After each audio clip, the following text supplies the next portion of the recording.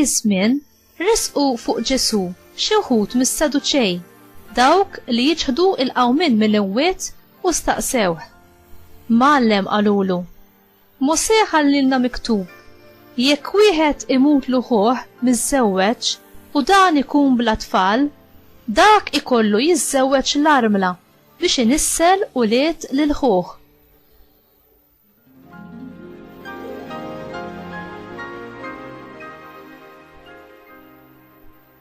Issa ikun hemm 7 taħwa u l-kbir iżżewweġ u miet bla tfal. It-tieni wieħed u mbagħad it-tielet f'kelma waħda is-7 li kienu ħadu l-armla u mietu bla ma ħallew tfal. Fl-aħħar mietet il-mara wkoll.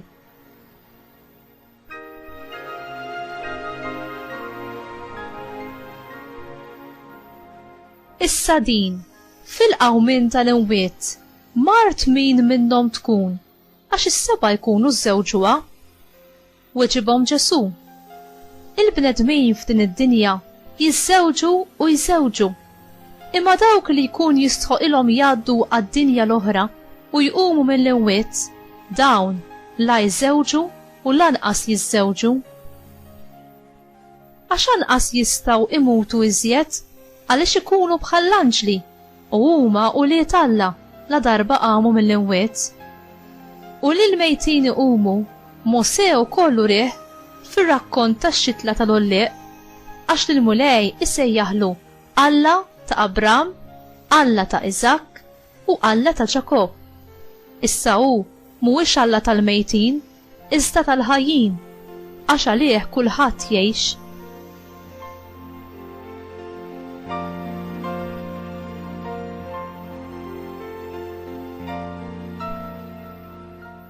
Il-kelma tal-mulej tifħil lilek Kristu.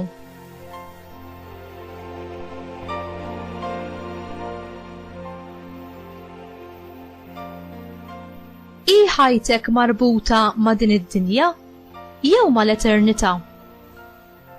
Is-Saduċej kellhom problema kbira. Ma setgħux iniżlu r-realtà tal-ġenna għax għalihom kienet ogħla minn dak li setgħu jaraw taħt għajnejhom. U aħna maħniex bħalhom ħafna drabi. Aħna ma narfux ir-realtajiet spiritwali għaliex nippruvaw nagħmlu l-ġenna f'immaġini ta' din id-dinja.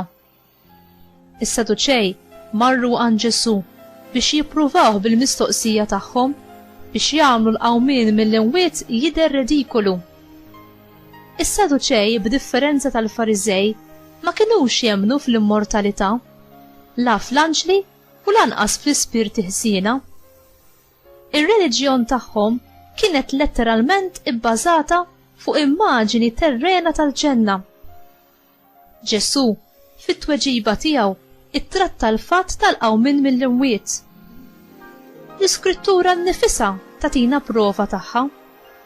F'Esodu kapitlu 3 vers 6 meta Alla immanifesta il-preżenza tiegħu lil Mosè fl-Ollieq jaqbad, il-mulej qallu li hu u Alla ta' Abram, Iżak u Ġakob.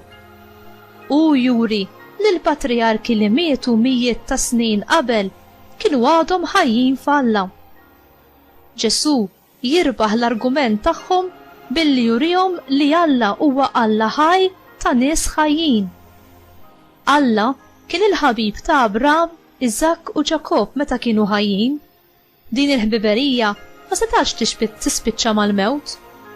Bħalma jgħid Salm 73 versi minn 23 sa 24, imma jiena dejjem miegħek, inti żommni minn idi l-leminija, skont il-ħsieb tiegħek tmexxini, imbagħad fis-sebħ tilqani. Il-prova aħħarija tal-qawmien tal-mulej Ġesu mill-mewt hi r-rebħa fuq il-mewt meta ħareġ mill-qabar. Qabel ma Ġesu qajjem lil Lażru mill-mewt u stqar, jiena hu il-qawmien u l-ħajja, min jemmen fija imqar jekk imut jgħix, u min jgħix u jemmen fija dan ma jmut qatt. Temnu int dan? Fi Ġwanni kapitlu 11 vers 25. Ġesu jistaqsi lilna l-istess mistoqsija. U int, xi twieġbu?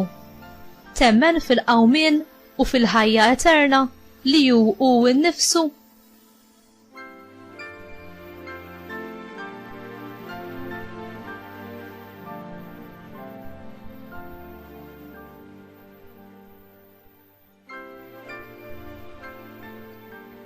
L-Ispiritu Santu jirrivelalna il-veritajiet eterni tal-imħabba infinita ta' Alla u l-ħajja li hu jixtieq jaqsam magħna għall-eternità. Pawlu l-Apostlu jistqar u jikkwota mill-profeta Iżajija kapitlu 64 vers 4 u kapitlu 65 vers 17.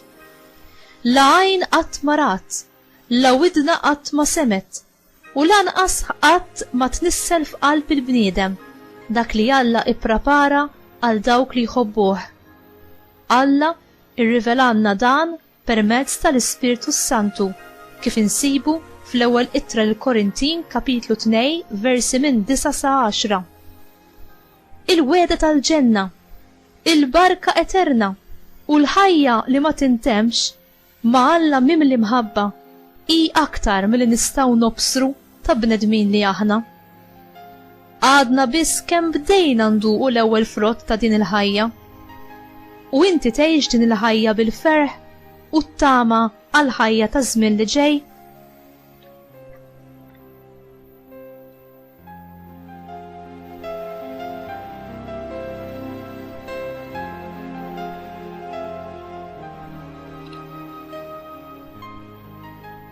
ħajpoġġi jdejh fuq għajnejna il-mulej Ġesu nnifsu, ħalli aħna wkoll nibdew naraw dak li ma jidirx bl-għajnejn tal-ġisem.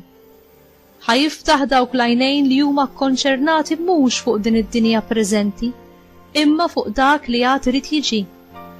Ħajiftaħ il-viżjoni tal-qalb, ħalli aħna bħal Marija u tant qaddisin oħra inħarsu lejn Alla bl-Ispirtu permezz tal-istess mulej Ġesu Kristu li l-glorja u l-qawwa tiegħu jibqgħu għal dejjem ta' dejjem.